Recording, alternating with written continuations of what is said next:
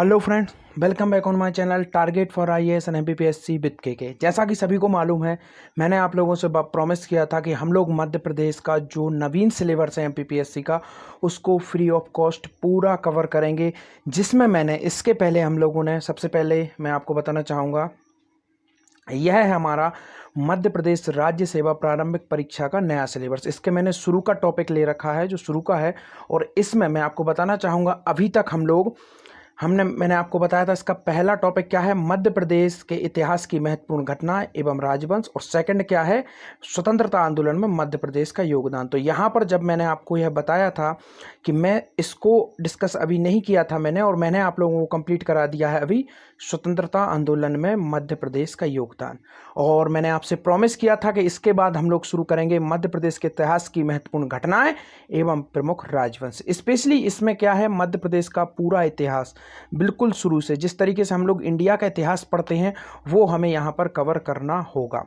तो यह हमारा जो टॉपिक है मध्य प्रदेश का स्वतंत्रता आंदोलन में योगदान, यह हम लोग कवर कर चुके हैं। सबसे पहले मैं आपको यहाँ पर बताना चाहूँगा, जो लोग पहली बार इस वीडियो को देख रहे हैं, हमारे जो डेली व्यूअर हैं उनको तो मालूम ही है, हमने इसको कवर कर लिया है। इसके अंतर्गत मैंने सबसे पहली वीडियो बनाई थी बुंदेला जो रिवेलियन हुआ था उसके बारे में। सेकंड हमने बनाया था आपका स्वतंत्रता आंदोलन में मध्य प्रदेश का योगदान के अंतर्गत 1857 की क्रांति में मध्य प्रदेश का योगदान।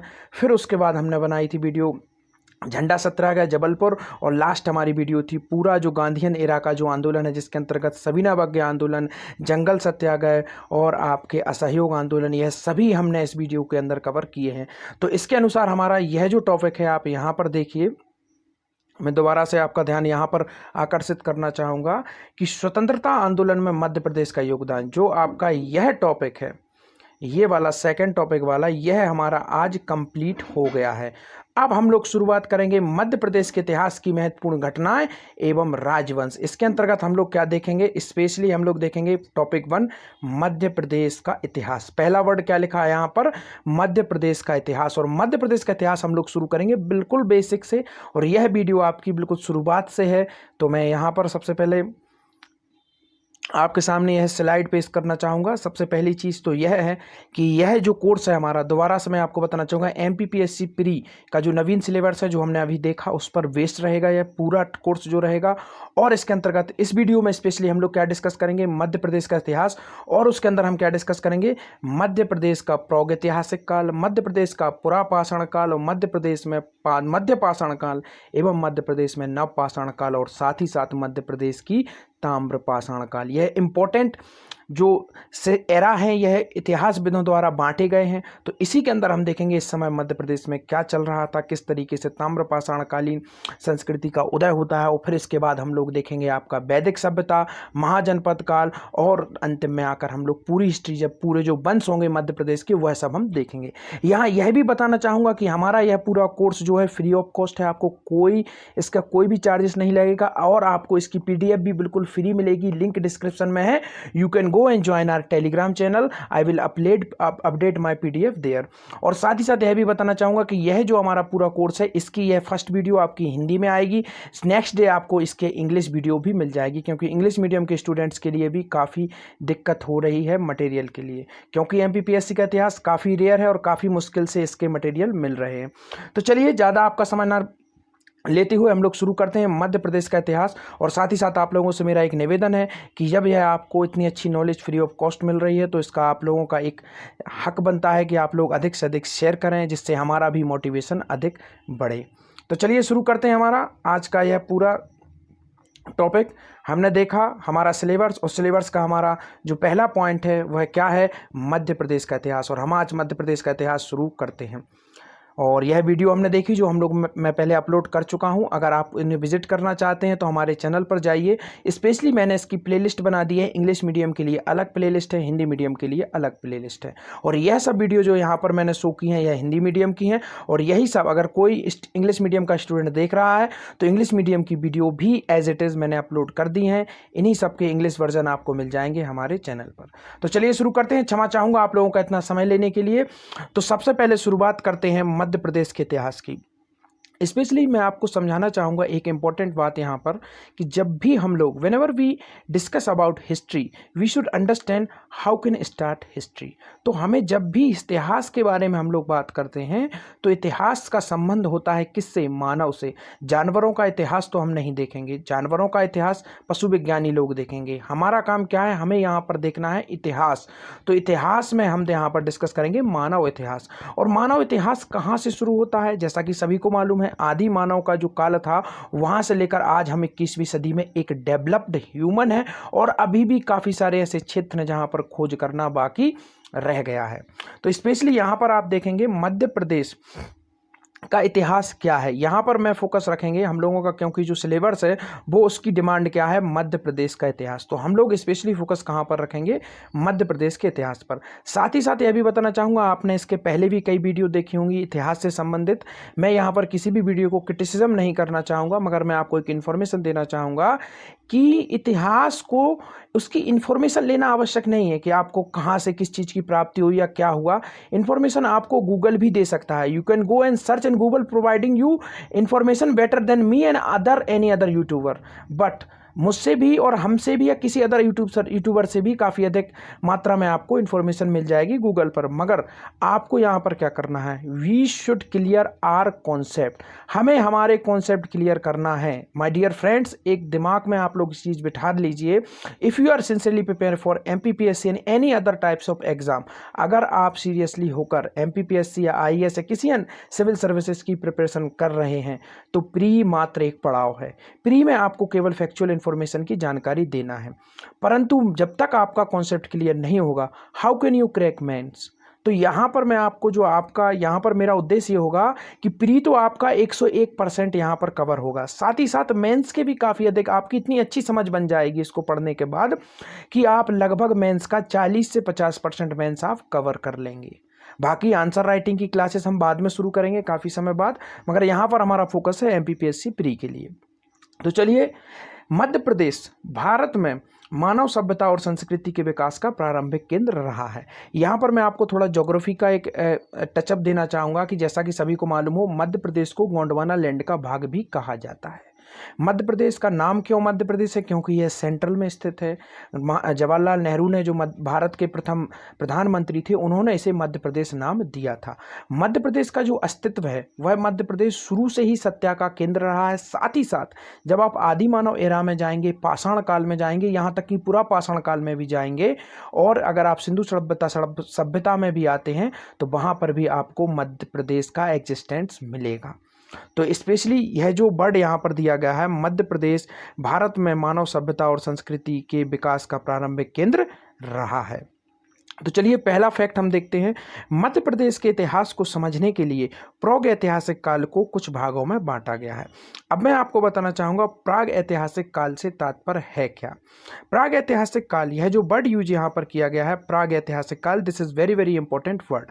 प्राग ऐतिहासिक काल से तात्पर्य यह है कि ऐसा इतिहास जहाँ पर किसी भी प्रकार के लिखित साक्ष्य नहीं मिलते हैं। तो अब आप कहेंगे इसको डिफाइंड कैसे करेंगे? तो जब भी इतिहासकार को किसी भी प्रकार का कोई भी लिखित साक्ष्य नहीं मिलता या मिला है, यहाँ तक कि आप देखेंगे सिंधु हड़प्पा सभ्यता को भी इसी के अंतर्गत रखा जाता है। तो यहाँ आपका क्वेश्चन होगा कि सर इसके लिखित साक्ष्य तो मिले हैं, एक विकसित लिपि थी, एक नगरीय सभ्यता थी सिंधु हड़प्पा सभ्यता, तो फिर क्यों इसे प्राग ऐतिहासिक काल कहते हैं? माय डियर फ्रेंड्स, दिक्कत यह है उसके जो लिखित साक्ष्य मिले हैं परंतु अभी तक उनको पढ़ा नहीं जा सका है, इसलिए उसे भी प्रागैतिहासिक काल कहते हैं। स्पेशली यहाँ पर क्या होता है, इस समय की जानकारी उपलब्ध कराने के लिए उस समय प्राप्त होने वाले औजार, जैसे कि पत्थर के औजार प्राप्त हुए तो उसे क्या नाम दिया गया? पाषाण काल। जब तांबे के औजार प्राप्त हुए तो उसे क्या नाम दे दिया गया? ताम्र पाषाणकालीन संस्कृति। या तांबा और पत्थर के मिले तो उसे क्या कह दिया गया? ताम्र पाषाणकालीन संस्कृति। और इसे भी डिवाइड कर दिया गया इतिहासकारों द्वारा नव पाषाण काल, मध्य पाषाण काल, पुरा पाषाण काल। तो यह सब क्या है, अध्ययन के लिए डिवीजन किया गया है इतिहासकारों द्वारा। तो स्पेशली हम यहाँ पर देखते हैं मध्य प्रदेश के इतिहास को समझने के लिए प्राग ऐतिहासिक काल को कुछ भागों में बांटा गया है। जैसे सबसे पहला क्या है? पुरा पाषाण काल। सेकंड क्या है आपका? मध्य पाषाण काल। थर्ड क्या है आपका? नव पाषाण काल। और फोर्थ आपका क्या है? ताम्र पाषाण काल। यहाँ मैं आपको एक चीज़ यह भी बताना चाहूँगा, अगर आप सिंसियरली तैयारी कर रहे हैं, अगर आप सिंसियरली तैयारी कर रहे हैं तो प्लीज़ इसके नोट्स बनाइए, नहीं तो आप स्वयं को ही धोखा दे रहे हैं और किसी को धोखा नहीं दे रहे हैं। जब आपको इतना अच्छी नॉलेज फ्री ऑफ कॉस्ट मिल रही है तो प्लीज़ मेरी आप लोगों से हम्बल रिक्वेस्ट है कि आप लोग इसके नोट्स ज़रूर बनाइए, क्योंकि नोट्स इज़ नेसेसरी। और बिना नोट्स बनाए आप कभी भी ये मत सोचिए कि आप सिविल सर्विसेज एग्ज़ाम को क्रैक कर सकते हैं। तो यहाँ पर हमने देखा कि 4 भागों में इसे बांटा गया है। चलिए आइए देखते हैं क्या है नेक्स्ट। यहाँ पर अब हम लोग शुरुआत करते हैं। जो हमारा पहला पॉइंट है, पुरापाषाण काल, इसे इंग्लिश में कहा जाता है पिथियोलोइक पीरियड भी इसे बोला जाता है। तो हम सबसे पहले देखते हैं, यह देखिए आप, उस समय के कुछ औजार आपके सामने हैं। ये इस तरीके के जो औजार होते थे, स्पेशली इसको पुरापाषाण काल इसलिए कहा जाता है कि इस समय के जो भी औजार थे स्पेशली यह स्टोन से बनाए जाते थे, पाषाण का प्रयोग इनमें अधिक किया जाता था। चलिए देखते हैं इस समय की क्या खासियत थी और कहाँ से। अब जब हम लोग डिस्कस कर रहे हैं मध्य प्रदेश का इतिहास तो हमारा फोकस पूरा रहेगा मध्य प्रदेश पर। नर्मदा घाटी पाषाणकालीन मानव सभ्यता के विकास की मुख्य भूमि रही है। नर्मदा घाटी जैसा कि सभी को मालूम है एक प्रमुख जो मध्य प्रदेश की जीवन रेखा भी कहा जाता है। तो जितने भी जो पुरापाषाण काल आदि मानव का विकास मिला है और जितने अधिक से अधिक पुरातन मध्य प्रदेश ही नहीं दोस्तों भारत के सबसे अधिक जो प्राचीन जो प्राप्त हुए हैं पुरापाषाण काल या अन्य जो एरा थे उनसे संबंधित पीरियड से संबंधित जो भी साक्ष्य प्राप्त हुए हैं वह अधिकतम कहाँ पर प्राप्त हुए हैं, आपके नर्मदा घाटी में ही प्राप्त हुए हैं। इसलिए कई बार कहा जाता है कि नदियाँ मानव सभ्यता के विकास उनके लालन पालन का प्रमुख केंद्र रही हैं। सेकंड इंपॉर्टेंट क्या है, नर्मदा घाटी से ही सर्वाधिक पाषाणकालीन स्थल एवं उपकरण क्या हुए हैं, प्राप्त हुए हैं। तो सेकंड इंपॉर्टेंट पॉइंट यह है कि नर्मदा घाटी से ही सर्वाधिक जो पाषाणकालीन स्थल एवं उपकरण भी प्राप्त हुए हैं। अब सेकंड हम लोग देखते हैं थर्ड पॉइंट क्या है। यहां पर हस्त निर्मित एवं प्राकृतिक वस्तुओं को औजार एवं हथियार के रूप में प्रयोग किया जाता था। अब यहां पर आपको मैं बताना चाहूंगा हस्त निर्मित से तात्पर्य क्या है, हैंडमेड। उस समय किसी भी प्रकार की मशीन तो होती नहीं थी। जो भी आदि मानव था उसने सबसे पहले जब उसको पत्थर प्राप्त हुआ तो उसने पत्थर में ये मान के चलता हूं कि मानव विकास में सबसे बड़ा योगदान इसी का था। क्या हुआ, पत्थर को जब आपस में रगड़ा किसी ने तो उससे अग्नि प्राप्त हुई और पुरापाषाण काल में ही अग्नि का आविष्कार होता है। उसी के माध्यम से उन्होंने अपने आप को सुरक्षित रखना सीखा, हथियार बनाए जिससे उन्होंने जानवरों का शिकार किया, जिससे उन्होंने अपनी जिंदगी के रोजमर्रा के कामों में आसानी हुई। तो जो भी सबसे अधिक जो हथियार आपको मिलते हैं वह कहां पर मिले हुए हैं, यहां पर हस्त निर्मित एवं प्राकृतिक वस्तुओं एवं औजारों का हथियारों के रूप में प्रयोग किया जाता था। तो हथियार सबसे आवश्यक थे और यही आप देखेंगे हथियार, इस प्रकार के जो हथियार, इनमें किसी अन्य धातु, हमेशा आप याद रखिए क्वेश्चन यह भी पूछ सकता है कि पुरापाषाण काल के जो हथियार थे उनकी विशेषताएं क्या थी। तो इनकी विशेषताएं यही थी कि यह पूर्णतः पत्थर से निर्मित होते थे। इनमें ना लकड़ी का प्रयोग था, ना इनमें किसी प्रकार के डंडे, किसी प्रकार के हस्त कुठार, जैसे कि आप देखते हैं कुल्हाड़ी में एक लकड़ी का लगा होता है या उसका आप कह सकते हैं, बाद में आप देखेंगे वहां पर लकड़ी या अन्य किसी धातु का प्रयोग होता है।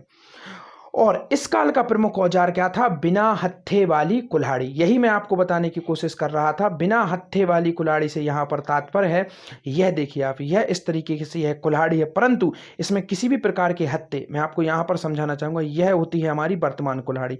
हत्था किसे कहा जाता है, इसे, यह जो लगा है इसमें, यह यहाँ पर जो आप कुल्हाड़ियाँ देखेंगे, यह देखिए इनमें किसी भी प्रकार के कोई भी हत्थे का प्रयोग नहीं किया गया है। डायरेक्ट पत्थर को नुकीला किया गया है और उसका औजार के रूप में हाथ से प्रयोग किया जाता है। तो पुरापाषाण काल में जो इसकी अगर हम लोग समरी देखें, कंसाइज करें इसको थोड़े रूप में, तो पुरापाषाण का स्पेशली मध्य प्रदेश में कहाँ से इसका जो पूरा मिला है, नर्मदा घाटी इसका प्रमुख केंद्र रहा है। नर्मदा घाटी से ही सर्वाधिक पाषाणकालीन उपकरण एवं हथियार प्राप्त हुए हैं और इस समय का प्रमुख औजार क्या था, बिना हत्थे वाली कुल्हाड़ी। चलिए आइए देखते हैं हमारा नेक्स्ट टॉपिक। अब हम लोग यहां पर डिस्कस करेंगे आपका जो कुछ मध्य प्रदेश के प्रमुख पुरापाषाणकालीन स्थल एवं खोजकर्ता। काफी इंपॉर्टेंट है ये, मैं अगेन कहूंगा प्लीज नोट्स जरूर बनाइए। और मेरा आप लोगों से यकीन है, मैं आपसे वादा करना चाहूंगा कि इतिहास में इतना सरल करके आपको पढ़ाऊंगा कि शायद ही आपको एमपी में किसी अन्य ऑनलाइन या ऑफलाइन चैनल्स पर आपको इतने अच्छे तरीके से ये मिल जाए।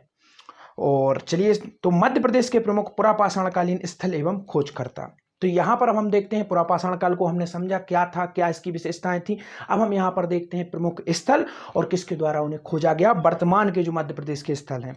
तो चलिए यह देखिए, इनकी आप चित्र देखिए आपके सामने। यह प्रमुख, इनका नाम क्या है, यह है पुरातत्वविद डॉक्टर अरुण सोनकिया। यह देखिए, और इनके हाथ में यह देखेंगे आप, यह मानव की खोपड़ी है। इसका काफ़ी इंपॉर्टेंट फैक्ट है ये मानव की खोपड़ी से, इसलिए मैंने आपको यहाँ पर उनका यह चित्र प्रदर्शित किया है। आगे आप समझिए इसका क्या इंपॉर्टेंस है। तो इसके प्रमुख पुरातत्वविद कौन थे, डॉक्टर अरुण सोनकिया। इन्होंने क्या किया था, चलिए देखते हैं। इनके इंपॉर्टेंट फैक्ट नोट जरूर करते जाइए, और इसकी पीडीएफ आपको हमारे टेलीग्राम चैनल पर मिल ही जाएगी। इन्होंने क्या किया था, 5 दिसंबर 1982 को सीहोर जिले के हथनौरा नामक स्थान के उत्खनन के दौरान, तो इन्होंने उत्खनन कार्य कहां पर शुरू किया था, सीहोर जिले के हथनौरा नामक स्थान पर 1982 में इन्होंने उत्खनन कार्य शुरू किया था। अब इन्हें क्या प्राप्त हुआ वहां से, मानव जीवन में या कहें मानव खोपड़ी के साक्ष्य प्राप्त हुए। यानी यहां पर इन्होंने क्या किया, मानव जीवन के साक्ष्य, इन्हें जो प्रथम बार, जी हां, भारत में कहीं पर मानव जीवन के साक्ष्य मिले हैं सबसे प्राचीन, तो वो कहां पर मिले हैं, आपके सीहोर जिले में मिले हैं। हथनौर नामक स्थान पर मानव जीवन या कहें मानव खोपड़ी के साक्ष्य प्राप्त हुए हैं। यह जो खोपड़ी मैंने आपको बताया था, दिस इज द फर्स्ट, यानी यह फर्स्ट खोपड़ी है जो मानव की मिली थी, और इसी के माध्यम से कहा जाता है कि नर्मदा घाटी ही ऐसी स्थान था जहां पर प्रथम बार मानव पाए गए थे। और सेकंड इंपॉर्टेंट हम फैक्ट देखते हैं, इसकी इंपॉर्टेंस क्या है, और उसकी खास बात यह है कि अब तक भारत में प्राप्त मानव अवशेषों में सर्वाधिक प्राचीनतम यही है। तो पॉइंट भी नोटेड, यह जो 5 दिसंबर 1982 को किसके द्वारा, डॉक्टर अरुण सोनकिया के द्वारा कहां पर खोज की गई थी, यह की गई थी आपके सीहोर के हथनौर नामक स्थान पर। अब तक की, जी हां, अब तक की भारत में प्राप्त सबसे प्राचीन अवशेष यही है, यह जो मानव की खोपड़ी है। तो कितना इंपॉर्टेंट है ये आप समझ सकते हैं। इसका नाम काफी इंपॉर्टेंट है, यहां पर जो मानव की खोपड़ी मिली स्पेशली है नर्मदा घाटी में प्राप्त हुई है, तो इसका नाम क्या रखा गया, नर्मदा मानव इसका नाम रखा गया। यहां पर आप देखिए इसका नाम रखा गया नर्मदा मानव। तो यहां पर हमने स्पेशली डिस्कस किए कुछ इंपॉर्टेंट फैक्ट, आप लोगों को, आई होप आप लोगों को अच्छी तरीके से समझ में आ रहा होगा। अगर आप लोगों को दिल से समझ में आता है तो मेरी आप लोगों से हम्बल रिक्वेस्ट है, अगर आपको सही अर्थों में लग रहा है कि आपको यह सीरीज अच्छी लग रही है और आप लोग चाहते हैं कि मैं इसे कंटिन्यू करूं, और यहां तक कि मैं यह भी चाहता हूं कि मैं डेली आप लोगों को अपलोड कर सकूं। लास्ट वीडियो में मैंने आप लोगों को टारगेट रखा था कि ज्यादा नहीं, कम से कम 50 व्यूअर आए, परंतु वह भी कंप्लीट नहीं हुए। लगभग 40 या 42 व्यूअर हुए हैं अभी तक उस वीडियो पर भी। तो प्लीज मेरी आप लोगों से निम्र निवेदन है कि आप अधिक से अधिक शेयर करिए, कम से कम एक स्टूडेंट एक शेयर करने की बात रखे, बस मैं इतना ही कहना चाहूंगा। यही आपकी सबसे बड़ी फीस है, और कोई फीस मुझे इस पर नहीं चाहिए, और मैंने आप लोगों से वादा किया है मैं 100% इस पूरे कोर्स को कंप्लीट कराकर ही रहूंगा, भले इसमें थोड़ा देर सबेर हो जाए। चलिए देखते हैं हम नेक्स्ट हम लोग क्या डिस्कस करते हैं इसमें। हमने यहां पर देखा, अभी हमने देखा सकलीचिया जी को, अब हम यहां पर देखते हैं डॉक्टर एच.डी. सकलिया। तो अब इन्होंने क्या किया था, यह आप देख रहे हैं कुछ औजार हैं आपके सामने, इस तरीके के औजार उस दौरान हुआ करते थे। तो चलिए अब हम लोग डिस्कस करते हैं इंपॉर्टेंट फैक्ट क्या हो सकते हैं। एच.डी. सकलिया, इन्होंने क्या किया था, सेकंड नाम इनका काफी इंपॉर्टेंट नाम है। इन्होंने क्या किया था, इन्होंने पिपरिया होशंगाबाद से लगभग 860 और औजार प्राप्त किए थे। सेकंड इंपॉर्टेंट फैक्ट क्या है, एच.डी. सकलिया ने क्या किया था, इन्होंने जो आपका होशंगाबाद है यहां से लगभग, जी डॉक्टर एच.डी. सकलिया ने क्या किया था, होशंगाबाद से, हम लोग यहां पर अभी पुरापाषाण काल ही डिस्कस कर रहे हैं, इन्होंने पिपरिया होशंगाबाद से लगभग 860 औजार प्राप्त किए थे। कितने औजार प्राप्त किए थे, 860। सेकंड क्या है, इसके अलावा नरसिंहपुर के निकट भूतरा नामक स्थान से पाषाणकालीन उपकरण प्राप्त हुए थे। तो कितना इंपॉर्टेंट है ये, जो आप नाम देख रहे हैं यहाँ पर सिटीज के, जिलों के, काफी इंपॉर्टेंट है ये। और यह पाषाणकालीन उपकरण मध्य प्रदेश के सबसे प्राचीन कालीन उपकरण माने जाते हैं। तो आपने देखा कि जो मानव की सबसे प्राचीन खोपड़ी मिली वो कहां से मिली थी, सीहोर जिले से प्राप्त हुई थी। और पिपरिया होशंगाबाद से मानव इतिहास के सबसे प्राचीनतम, याद रखिए आप, मध्य प्रदेश के सबसे प्राचीनतम उपकरण प्राप्त कहां से हुए हैं, होशंगाबाद से आपके यह प्राचीनतम प्राप्त हुए हैं। यह आप देखिए उपकरण की यहाँ पर इमेजेस हैं, किस तरीके के उपकरण उस समय होते थे। चलिए आते हैं, देखते हैं हम लोग नेक्स्ट हमारा टॉपिक क्या है। हमारा नेक्स्ट टॉपिक है मध्य पाषाण काल। हम लोगों ने अभी यहाँ पर देखा आपका पूरा पाषाण काल, या जिसे पाषाण काल भी कहा जाता है। सेकेंड इंपॉर्टेंट क्या टॉपिक क्या है हमारा यहाँ पर, मध्य पाषाण काल। यह मैं आपको बता ही चुका हूं क्यों इनके नाम इस तरीके से रखे जाते थे। तो चलिए देखते हैं। होशंगाबाद में स्थित आदमगढ़ शैलाश्रय से आरबी जोशी ने, तो यहाँ पर नाम सेकंड क्या है, होशंगाबाद का आदमगढ़ यह जगह का नाम है। शैलाश्रय से यहाँ पर तात्पर्य है गुफा। जी हाँ, जो आदि मानव होता था वह ग्रह निर्माण तो करता नहीं था, तो जो शैलाश्रय वर्ड होता है स्पेशली यह किसके लिए होता है, शैल आश्रय। शैल कहा जाता है चट्टान या पत्थर से, आश्रय मतलब आप समझते हैं जहां पर व्यक्ति निवास करता है, तो स्पेशली ऐसे शैलाश्रय पत्थर के निवास जहां पर आदि मानव रहता था। तो होशंगाबाद स्थित आदमगढ़ शैलाश्रय से आरबी जोशी ने, काफी इंपॉर्टेंट नाम है इनका, लगभग 25,000 मध्य पाषाणकालीन उपकरण प्राप्त किए हैं। काफी बड़ी संख्या में मध्य पाषाणकालीन उपकरण कहां से मिले हैं, होशंगाबाद के आदमगढ़ से। किसने खोजे हैं, आरबी जोशी ने। आदमगढ़ से ही मानव के पशुपालक होने के प्रथम साक्ष्य मिले हैं। काफी इंपॉर्टेंट पॉइंट यह है, मध्य प्रदेश ही नहीं बल्कि भारत के इतिहास के लिए भी काफी इंपॉर्टेंट है। आदमगढ़ से ही मानव के पशुपालक होने के प्रथम साक्ष्य प्राप्त हुए हैं। अब आदमगढ़ कहां पर है, होशंगाबाद में है वर्तमान की। खोज किसने की थी यहां पर, आरबी जोशी ने। मैं बार बार आपको इसलिए रिवाइज करा रहा हूं कि आपके दिमाग में यह जो नाम है वह पिंच कर जाए, कि आप जब भी इन्हें रिवाइज करें तो आप इजीली याद कर सकें। और यहां से क्या प्राप्त हुए हैं, लगभग 25,000 मध्य पाषाणकालीन उपकरण प्राप्त हुए हैं। वीडियो कुछ लंबी हो सकती है, मगर दोस्तों यकीन मानिए इस वीडियो को देखने के बाद आपको किसी अन्य रिसोर्सेज या बुक्स पढ़ने की कोई आवश्यकता नहीं है। मैं गारंटी देकर कहता हूं, अगर आप इसके नोट्स बना लेंगे और रिवाइज करते जाएंगे, it will sufficient for you. You don't need to purchase any other book and making any types of notes. साथ ही साथ यहां पर मानव के साथ कुत्ते को दफनाए जाने के भी प्रमाण मिले हैं। तो दो इंपॉर्टेंट प्रमाण यहां से मिले हैं। क्या मिले हैं, सबसे पहला प्रमाण तो यह मिला है होशंगाबाद के आदमगढ़ से कि सर्वाधिक संख्या में उपकरण प्राप्त हुए हैं। मानव के प्रथम बार पशुपालक होने के साक्ष्य भी यहीं से मिले हैं, और साथ ही साथ मानव के साथ कुत्ते के दफनाए जाने के भी प्रमाण मिलते हैं। तो इसी कारण से हम कह सकते हैं पशुपालक मतलब पशुओं को पालना मानव ने। यहीं पर पता चलता है कि मानव द्वारा पशु का पालन शुरू कर दिया गया था। किस काल में कर दिया गया था, मध्य पाषाण काल में। तो क्वेश्चन इसी तरीके से बन सकता है आपका कि पशुपालक बनाना किस समय में कर दिया गया था, या कुत्ते के साथ मानव को दफनाने के साक्ष्य कहां पर प्राप्त हुए थे। तो इसी तरीके से क्वेश्चन बन सकते हैं।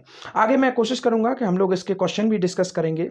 जब हमारा प्री का नोटिफिकेशन आ जाएगा तो उसके कुछ जस्ट 2 या 3 महीने के पहले मैं आपको यह भी डिस्कस कराने की कोशिश करूंगा। चलिए देखते हैं नव पाषाण काल। हमने देखा पुरा पाषाण काल, मध्य पाषाण काल, और अब हम लोग आ चुके हैं नव पाषाण काल पर। अब इसका देखते हैं क्या इंपॉर्टेंस है। मध्य प्रदेश के सभी प्रमुख क्षेत्रों में नव पाषाणकालीन उपकरणों की प्राप्ति हुई है। प्रायः मध्य प्रदेश के सभी जिलों में, जी हाँ, चाहे वह नर्मदा घाटी हो, बुंदेलखंड हो, बघेलखंड हो, रीवा पन्ना का पठार हो, या सतपुड़ा या नर्मदा घाटी, जो भी ज्योग्राफिकल स्टेटस है मध्य प्रदेश का, उस हर जिले में लगभग प्रायः मध्य प्रदेश के सभी क्षेत्रों से नव पाषाणकालीन उपकरणों की प्राप्ति हुई है। तो अभी हम यहां पर देखते हैं कुछ इंपॉर्टेंट।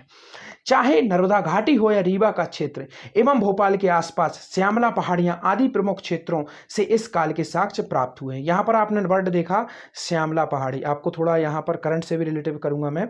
श्यामला पहाड़ी क्या है, इसी पर मुख्यमंत्री निवास वर्तमान का जो मध्य प्रदेश का हुआ इसी पर स्थित है, भोपाल में। तो श्यामला पहाड़ी से भी प्रमुख इस काल के प्राप्त साक्ष्य हुए हैं। इसके प्रमुख स्थल देखते हैं हम क्या थे। इन जैसे प्रमुख स्थल हैं मनुआ भान टेकरी, यह सब भोपाल में है। मनुआ भान टेकरी, निवारी गुफा, श्यामला पहाड़ी, यह सब कहाँ के स्थल हैं, भोपाल के हैं। तो मनुआ भान टेकरी किस काल से संबंधित है, नवपाषाण काल से। कहां पर है, भोपाल में है। तो इस तरीके से क्वेश्चन आपके सामने बनाए जा सकते हैं। सेकंड देखते हैं, इसके अलावा जबलपुर, जी हाँ काफी इंपॉर्टेंट, जैसा कि मैंने कहा मध्य प्रदेश के प्राय सभी क्षेत्रों में। तो जबलपुर, यहां पर हम पहुंच गए नर्मदा घाटी में। इसके अलावा जबलपुर, भेड़ा घाट, तिलवारा घाट आदि से मानव बस्तियों के साक्ष्य प्राप्त हुए हैं। तो यह सब जबलपुर के प्रमुख स्थान है। दमोह जिले काफी इंपॉर्टेंट है ये। दमोह जिले का संग्रामपुर, इसे प्राचीनतम धरोहर भी कहा जाता है। दमोह जिला हम बुंदेलखंड में पहुंच चुके हैं। दमोह जिले के पास संग्रामपुर घाटी से लगभग 1866 में, कब, अंग्रेजों के काल में ही 1866 में नवपाषाणकालीन अवशेषों की प्राप्ति हुई थी। तो Sangrampur Ghati again very very important point, be note it. चलिए आते हैं, देखते हैं नेक्स्ट क्या है हमारा। अब हम प्रवेश कर चुके हैं हमारे ताम्रपाषाण काल में, और यह हमारी अंतिम अवस्था है।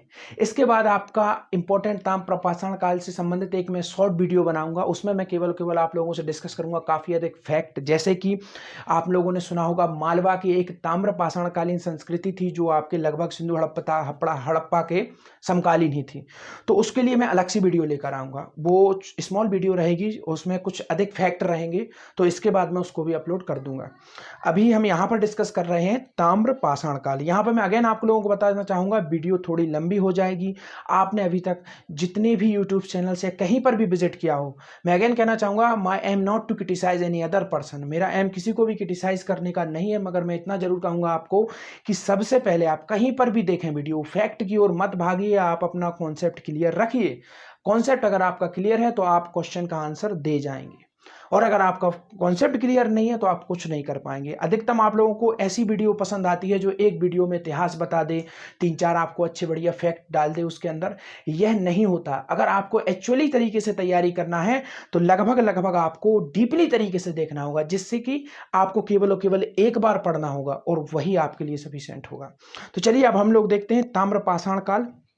इसमें हम लोग देखते हैं मध्य प्रदेश से प्रमुख रूप से ताम्रपाषाणकालीन अवशेष मालवा क्षेत्र के नावदा टोली, नागदा, कायथा, आवरा, एरण एवं विसनगर से प्राप्त हुए हैं। तो अगेन यहाँ पर जो नगरों के नाम आ रहे हैं, this is very very important. जैसे एरण को मैं आपको बताना चाहूंगा, ये आपका जो है ताम्रपाषाणकालीन संस्कृति से भी संबंधित था, और आपको याद कराना चाहूंगा, आगे हम लोग इसको पढ़ेंगे भी, मगर यहाँ पर मैं आपको एक बार याद भी करा देता हूं कि आगे चल के आप देखेंगे जो गुप्त काल होगा उसमें प्रथम बार जो सती प्रथा के साक्ष्य वह एरण से ही मिले थे। तो काफी इंपॉर्टेंट है। विसनगर, विदिशा आप कह सकते हैं, आवरा, कायथा, उज्जैन के पास के एरिया है, ये नावदा टोली है, सब यहाँ से स्पेशली मालवा से जो ताम्रपाषाणकालीन है वह अवशेष मिले हैं। तो स्पेशली मैंने आपसे कहा था कि जब हम लोग ताम्रपाषाण के लिए हमें स्पेशल मैं वीडियो बनाऊंगा मालवा की संस्कृति के लिए। प्रमुख स्थान एवं प्राप्त सामग्री, तो यहाँ से कुछ प्रमुख स्थान और क्या सामग्री प्राप्त हुई वो हम देखते हैं। जबलपुर से एक कुल्हाड़ी, तांबा एवं टिन के साक्ष्य प्राप्त हुए हैं। अब यहां पर आपको इंपॉर्टेंट यह देखना है, यहां ताम्रपाषाणकालीन क्यों नाम दिया गया। हमने देखा था पुरापाषाण काल, वहां पर जो कुल्हाड़ी मिली थी उसमें क्या था, उसमें जो ये बैट होता है या आप कह सकते हैं कुठार होता है, इसका डंडे का होगा या किसी धातु का होगा, यह उपलब्ध नहीं था। परंतु अब ताम्रपाषाणकालीन को जब हम लोग देख रहे हैं तो यहां पर जो कुठार होगा जो इसका अवेलेबल होगा या क्या होगा, तांबे का होगा। तो इसीलिए इसका नाम दिया जाता है ताम्रपाषाणकालीन संस्कृति। और एक चीज हमेशा याद रखिए, लोहे से पहले या किसी भी धातु का अगर किसी का भी जो सबसे पहली बार मानव ने प्रयोग किया था तो वह थी आपका तांबा, इसलिए ताम्रपाषाणकालीन संस्कृति कहा जाता है। और सिंधु हड़प्पा सभ्यता को भी ताम्रपाषाणकालीन संस्कृति ही कहा जाता है, और क्योंकि वहां पर लोहे का उपयोग नाम मात्र का भी नहीं था, वह लोहे धातु को जानते भी नहीं थे। तो आप समझ चुके होंगे इस बार अंतर क्या है, कुल्हाड़ी का कितना इंपॉर्टेंस है, और एक टिन के साक्ष्य प्राप्त हुए। यहां पर मैं आपको बताना चाहूंगा इतिहासकार कुल्हाड़ी को इतनी महत्वता क्यों देते हैं। यह इसलिए मानव के द्वारा प्रयोग किया गया एकमात्र ऐसा अस्त्र था जिसके द्वारा मानव ने प्रकृति पर एक हद तक अपनी बढ़त हासिल की। उसने उसी का प्रयोग करते हुए जंगलों को काटा, उसने उसी का प्रयोग करते हुए नवीन घर बनाए, बस्तियां बनाई, नगर बनाए। तो इसलिए कुल्हाड़ी की जो इंपॉर्टेंस है, this is very very important part of our history, especially human history, even not Indian history and Madhya Pradesh history. Second हम देखते हैं बालाघाट के समीप से ग्रामों से लगभग 500 से अधिक तांबे एवं चांदी के आभूषण प्राप्त हुए हैं। तो बालाघाट से भी चांदी एवं तांबे के आभूषण प्राप्त हुए हैं। रायसेन में भीमबेटका काफी इंपॉर्टेंट है, और मैं अगर जो लोग मेरा करंट अफेयर्स डेली बेसिस पर फॉलो करते हैं, कई बार मैं इसका डिस्कस कर चुका हूं। यह मध्य प्रदेश की विश्व धरोहर सूची में भी शामिल है। 2003 में इसे शामिल किया गया था विश्व धरोहर सूची में। तो भीमबेटका से लगभग 700 शैलाश्रय प्राप्त हुए हैं। यह मध्य प्रदेश भारत ही नहीं बल्कि वर्ल्ड की सबसे प्राचीनतम शैलाश्रयों में से एक है ये आपका जो भीमबेटका है। पचमढ़ी से, जी हाँ अगेन पचमढ़ी का इंपॉर्टेंट नाम है यहाँ पर, पचमढ़ी से मामा भांजा शैलाश्रय से लगभग 30 ताम्रपाषाणकालीन चित्र प्राप्त हुए हैं। तो जो मामा भांजा शैलाश्रय है वह कहाँ पर है, पचमढ़ी में, और यहाँ से लगभग 30 ताम्रपाषाणकालीन जो चित्र हैं वह प्राप्त हुए हैं। तो यहाँ पर दोस्तों हमने लगभग ताम्रपाषाणकालीन जो संस्कृति थी, हमने उसका जो आप कह सकते हैं एक तरीके से हमने लगभग पूरा उसको कवर कर लिया है। और यहाँ पर मैं अगेन आप लोगों को बताना चाहूँगा कि इसके बाद हम लोग क्या डिस्कस करेंगे। इसके बाद हम लोग प्रवेश करेंगे आपका जो मालवा की संस्कृति है। मालवा की संस्कृति यहाँ पर मैं आपको समझाना चाहूँगा। मैप थोड़ा मेरा उतना अच्छा नहीं बनता है, आप लोग उसको अंडर एस्टिमेट मत करना। ये देखिए, यह हमारा मध्य प्रदेश का मैप है, उतना अच्छा नहीं बना है मगर समझने के लिए काफ़ी है। तो मालवा स्पेशली रीजन यह है, लगभग मध्य प्रदेश का आज भी सबसे बड़ा जो ज्योग्राफिकल पार्ट है वह मालवा है। तो इसके बाद नेक्स्ट वीडियो जो आएगी उसमें हम लोग डिस्कस करेंगे मालवा की ताम्रपाषाणकालीन संस्कृति। काफ़ी इंपॉर्टेंट है वो, किस तरीके से इसका उद्भव हुआ, क्या इसके प्रमुख कारण थे। उसके बाद हम सीधा प्रवेश करेंगे किसमें, हमारे वैदिक इरा में, और वहां से शुरू हो जाएंगे हमारे प्रमुख वंशज, ऋग्वेद, जो भी। स्पेशली हमारा फोकस किस पर होगा, हमारा फोकस होगा मध्य प्रदेश पर, एमपी पर। और जो अभी हम लोग देख रहे थे, जैसे कि हमने बार बार डिस्कस किया आपका यहाँ पर, अगेन आप लोगों को बताना चाहूँगा, जैसे कि हम लोगों ने अभी बार बार डिस्कस किया था आपका नर्मदा घाटी का। तो यह नर्मदा घाटी है आपकी, यह तो यह जो एरिया है काफ़ी इंपॉर्टेंट है मानव सभ्यता के लिए भी, और आज वर्तमान में भी नर्मदा को मध्य प्रदेश की जीवन रेखा कहा जाता है। तो दोस्तों, यही विनती के साथ आपको इस वीडियो से विदा लेना चाहूँगा कि प्लीज़ प्लीज़ आप लोगों को, यही मेरी फीस होगी सबसे अधिक, कि कम से कम एक स्टूडेंट को ट्रांसफ़र करें जिसे इस वीडियो की आवश्यकता है। यही मेरे लिए काफ़ी है, और मुझे आप लोगों से किसी भी प्रकार का कोई भी लोभ, किसी भी प्रकार का कोई भी पैसा, कोई भी फीस मुझे नहीं चाहिए। धन्यवाद दोस्तों, thank you so much watching this video.